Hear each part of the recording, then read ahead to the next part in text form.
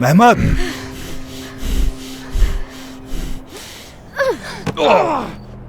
Mehmed कुछ सुना तुमने? जी करीम साहब, मैंने सुना। लानत हो तुम पर, खुदा गौरत करे तुम्हें। आओ जरा।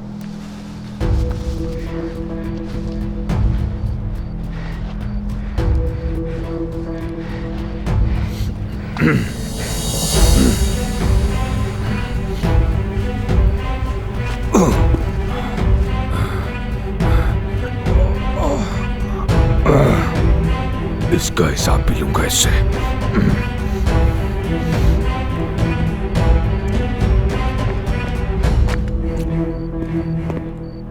लगता है बाहर गली से आवाज आ रही थी। हाँ, बहुत ही करीब से आवाज सुनाई दी है मुझे।